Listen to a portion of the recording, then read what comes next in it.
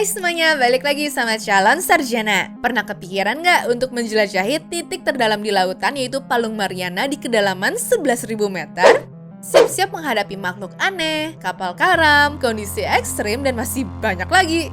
Hari ini kita bakal ngajak kalian ngebayangin seperti apa perjalanan menuju kedalaman Palung Mariana ya guys. Dan BTW nih, kalau kalian suka dengan video-video kita, minta tolong like, share, dan subscribe-nya ya. Kita sama-sama bangun channel ini yuk. Oke guys, enjoy! Dimulai dari zona pertama atau Sunlight Zone. Di kedalaman 6 meter ini masih aman ya untuk orang-orang berenang tanpa pakai alat bantu. Di situ kalian masih bisa melihat ikan-ikan kecil, lembu laut, ataupun sampah bertebaran. Cuma sayangnya untuk perenang handal, mereka nggak akan bertahan lama ya di kedalaman segitu. Perlahan-lahan, para perenang tadi memerlukan peralatan lengkap untuk bisa bernafas dengan nyaman di kedalaman 20 meter. Biasanya sih orang-orang pada bakal dibuat takjub dengan terumbu karang di bawah laut sini ya guys. Dan sekali udah ketagihan main di bawah air, biasanya bakal langsung nyemplung lebih dalam lagi deh. Tapi orang-orang yang mau masuk ke kedalaman 30 meter perlu tabung oksigen sama pelajaran lebih lanjut sih. Jadi nggak bisa tuh ya langsung asal masuk. Dan di kedalaman ini banyak orka hidup yang sering menyelam antara 30 hingga 150 meter beberapa kali dalam sehari. Kalau segini tuh sebenarnya adalah kedalaman maksimal untuk penyelam yang iseng-iseng main dengan peralatan scuba-nya. Di sini juga ada ikan kecil, terumbu karang, ikan baramundi, sampai ikan mirip Nemo juga. Sedangkan di kedalaman 50-70 meter perlu waspada dengan orka ataupun ikan hiu paus ya guys. Dua hewan ini adalah predator paling kencang saat memburu para mangsanya. Dengan tubuh sepanjang 18,8 meter, umurnya yang bisa mencapai 130 tahun dan beratnya pun sekitar 60 ton sendiri. Jadi kalau kalian sampai masuk ke dalam sambil bawa perlengkapan segudang, kayaknya sih bakal susah ya untuk bertahan waktu dikejar mereka. Pada kedalaman ini, manusia mulai berisiko mengalami penyakit dekompresi. Tapi apa sih penyakit dekompresi itu? Nah, ini tuh adalah gangguan kesehatan yang terjadi ketika tekanan udara atau air berubahnya tuh terlalu cepat. Mengejutkannya, pernah ada seorang freediver seperti William Trowbridge pada tahun 2010 lalu berhasil menyelam tanpa alat hingga kedalaman ini loh. Tapi jangan kalian coba-coba ya. Di kedalaman 150 meter ini udah gelap banget guys. Dan apabila mau menjelajah perlu menggunakan kapal selam ya. Salah satu contohnya seperti kapal Nautilus yang dirancang sama U-Boat Works dengan fasilitas mewah seperti bar, tempat gym, dan jendela bersih untuk menikmati pemandangan laut.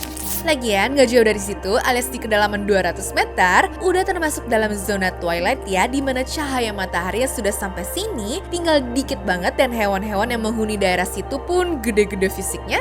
Ada cumi raksasa, kepiting laba-laba, dan giant oarfish yang suka naik ke area permukaan juga guys. Nah, oarfish ini adalah ikan bertulang terpanjang di dunia yang sekali muncul sih mitosnya akan menandakan terjadinya tsunami di daerah tersebut. Dan oarfish yang sering muncul di legenda Jepang panjangnya bisa mencapai 11 meter loh. Lalu di kedalaman segini, penyelam yang bekerja di rig minyak atau struktur jembatan sering menyelam sampai kedalaman ini dengan menghadapi tekanan 30 atm. Atau nih setara dengan menanggung beban 45 ton di punggung kalian ya. Nah, mengejutkannya, penyelam asal Mesir bernama Ahmed Gamal Gabr berhasil mencapai kedalaman 332,35 meter untuk menyelam dalam waktu 12 menit. Tapi waktu naik ke permukaan, dirinya memakan waktu sampai sekitar 15 jam loh guys. Lanjut dari situ, sebenarnya di kedalaman 480 meter tidak ada hewan spesifik yang tinggal di sini sih. Cuma di kedalaman ini lumayan bersejarah ya, karena pada tahun 1973 lalu ada dua teknisi yang terjebak di kapal selam dan berhasil diselamatkan setelah menunggu 76 jam. Itulah kisah dari Roger R. Chapman dan juga Roger Melanson yang naik kapal selam Pisces 3. Kedalaman ini merupakan habitat paus bungkuk dan awal mulanya Sofar Channel. Sofar Channel itu adalah lapisan air laut horizontal yang punya kecepatan suara minimal sehingga memungkinkan gelombang suara merambat ribuan kilometer dengan sedikit kehilangan energi karena gelombang tersebut terperangkap dan dipandu oleh saluran tersebut. Biasanya sih dipakai untuk komunikasi lingkungan laut, navigasi, mengukur pemanasan global, sampai menemukan kapal atau pesawat yang sedang terdampar. Nah, secara spesifik, kedalaman 828 meter di bawah laut ini merupakan kedalaman yang pas untuk menampung Burj Khalifa, yaitu gedung tertinggi di dunia ya guys. Kebayang gak tuh sekarang betapa luas dan dalamnya laut dibandingkan karya manusia? Di sini udah gak ada lagi ya cahaya matahari yang bisa kelihatan. Satu-satunya penghuni yang sering berada di kedalaman ini merupakan cumi raksasa dengan tentakelnya yang sepanjang 20 meter dan berat mencapai 1 ton. Penemuan ini baru diketahui oleh para ilmuwan pada tahun 2012 di salah satu acara TV Jepang bernama NHK yang kerjasama dengan Discovery Channel. Ya, semakin dalam kita turun, akhirnya nyampe juga ya ke Midnight Zone yang kalau ngeliat cahaya berarti merupakan hasil produksi hewan. Di sini tekanan airnya tuh gede banget, suhunya pun 4 derajat Celcius, dan kalian bisa ketemu binatang seperti anglerfish, ikan teripang, ataupun black swallower. Tapi banyak yang belum tahu loh, kalau di kedalaman ini ada gunung berapi Westmata yang terletak dekat Kepulauan Samoa, Fiji, dan Tonga di Samudra Pasifik. Ini tuh gunung berapi bawah laut terdalam yang ada di dunia, guys. Terakhir meletus sih pada tahun 2009 kemarin ya, dan berhasil terekam oleh robot bawah laut bernama Jason miliknya National Oceanic dan juga Atmospheric Administration. Udah gitu, di kedalaman ini para peneliti juga bisa menemukan hewan lain seperti leatherback turtle ataupun binatang yang paling ditakuti masyarakat yaitu hiu putih raksasa. Di kedalaman ini, para peneliti itu sebenarnya suka menebar jala gede banget dengan harapan bisa menangkap hewan baru. Buktinya udah ada beberapa ikan yang dibawa seperti ikan naga hitam, ikan acanthus atlantic, serta ikan black devil. Padahal tipe hewan ini agak susah ya untuk ditangkap karena mereka itu pintar untuk berburu mangsanya di dalam kegelapan sekaligus jago menghindari predator yang lain juga, guys. Kalau menurut aku sih, semoga hewan-hewan ini tetap dibawa sana aja ya. Dan gak perlu ditangkap untuk ditaruh di kebun binatang sih, soalnya serem banget, guys. Lalu, di kedalaman ini, paus sperma sering muncul dengan ukurannya yang lebih besar daripada T-Rex ataupun Spinosaurus. Beratnya rata-rata mencapai 45 hingga 80 ton dan panjangnya sekitar 20 meter ya. Kebayang nggak kalau hewan ini ada di permukaan? Sekali buka mulut kayaknya kita semua langsung kelahap deh. Cuma sang paus tadi perlu hati-hati sama kehadiran ikan walet hitam atau yang bisa dikenal dengan nama Chiasmodon niger ini, karena ikan mirip belut itu punya perut elastis seperti karet yang bisa menelan mangsa hingga 10 kali lebih besar daripada ukuran tubuhnya loh. Panjangnya pun cuma 25 cm ya guys. Dan kalau terus menyelam ke bawah, teman-teman bisa menemukan bangkai kapal laut Titanic yang sudah karam di bawah laut sana loh.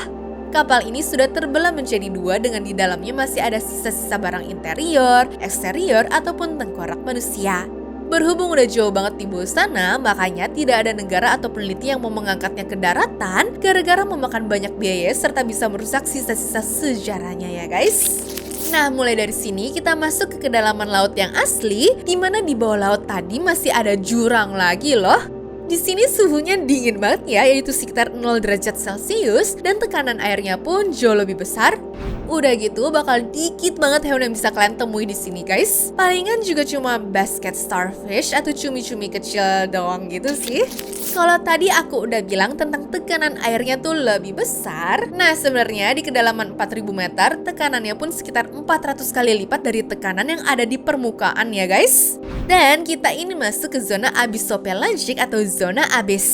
Nama abis ini sendiri berasal dari bahasa Yunani yang berarti tidak berdasar. Nah, kalau kalian tidak pakai pakaian selam seperti astronot gitu, gak akan ada ya manusia yang bisa selamat jika berenang di bawah sini. Di kedalaman ini hewannya mungkin memang lebih sedikit tapi lebih pada serem-serem loh. Contohnya ada Fangtooth dengan panjang 16 cm ini yang punya gigi besar-besar gara-gara suka makanin sisa hewan mati dari permukaannya guys. Dan bukan cuma Titanic, kapal SS Rio Grande yang ditemukan pada kedalaman ini telah menjadi bangkai yang sebelumnya dibangun pada tahun 1939 dan suka mengangkut kargo seperti karet mentah, timah, tembaga, sama kobalt. Sayangnya, kapal itu tenggelam di Laut Atlantik Selatan pada tanggal 4 Januari tahun 1941 lalu karena telah diserang oleh USS Jouett dan juga USS Omaha.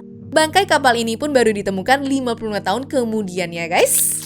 Kemudian saat masuk ke kedalaman 6000 meter akan dianggap sebagai wilayah samudera yang paling jarang dieksplor sih. Padahal di dalamnya ada kapal karam USS Johnson yang tenggelam dalam pertempuran Teluk Leyte pada tahun 1944. Dan kapal ini baru ditemukan pada tahun 2019. Lebih dalam lagi, ada bangkai kapal terdalam di dunia yaitu Samuel B. Roberts yang sama-sama karam setelah bertempur di Teluk Leyte. Meskipun jaraknya cuma 40 meter doang, tapi bangkai kapal yang satu ini baru ditemuin pada tahun 2022 lalu loh guys. Lanjut ke zona terakhir di lautan yaitu The Trenches Zone. Di sini tuh suhunya di bawah titik beku serta tekanan airnya mencapai 8 ton atau setara dengan 48 pesawat Boeing 747. Ekstrim banget kan untuk manusia? Udah nggak ada cahaya, ketersediaan makanan tuh rendah, terus hewan-hewan yang tinggal di situ serem-serem juga lagi. Contohnya ada seekor ikan siput muda yang punya badan transparan sehingga organnya pada terlihat. Dan waktu ekspedisi tahun 2022, ikan ini menjadi ikan terdalam yang pernah difilmkan dan 2 spesimen lain pun berhasil ditangkap pada kedalaman 8.022 meter. Kita akhirnya sampai di dasar zona Hadal, Palung Mariana atau bagian terdalam samudra. Banyak peneliti sudah berulang kali bilang kalau tekanan di situ besar banget dan lingkungannya pun ekstrim juga. Kehidupannya masih ada, tapi cuma organisme bersel tunggal aja yang bisa tumbuh dengan makmur di situ ya guys. Dan penjelajah bernama Viktor Veskovo sempat terkenal karena pada tahun 2019 kemarin berhasil melakukan eksplorasi di sana dengan kapal selam DSV limiting factor-nya ya. Dan selamat datang di titik terdalam permukaan bumi. Ini tuh faktanya lebih tinggi dari Gunung Everest yang cuma punya 8.848 meter ya guys. BTW, ini misi-misi penting yang pernah datang ke titik ini. Makhluk yang bertahan di sini pun cuma amfipod raksasa ataupun cacing xenophyophore. Tapi uniknya ada plastik serta sampah juga loh, yang berarti ini tuh bukti kalau manusia memang bertanggung jawab banget ya pada kerusakan lingkungan air di muka bumi ini. Bayangin deh, udah sampai 11 km dari permukaan aja masih bisa menemukan kantong plastik dan juga bungkus permen dong. Jangan mentang-mentang di bawah sana dianggap sebagai daerah terpencil, jadi kita tidak perhatikan juga ya guys kehidupannya. Dan BTW juga nih teman-teman, sekali lagi aku ingetin ya, kalau kalian suka dan dapat pelajaran dari video ini, tolong kasih like dan subscribe-nya ya guys. Bye-bye. Anyways, cukup sampai di sini ya guys video hari ini. Sampai jumpa di video selanjutnya. Dah.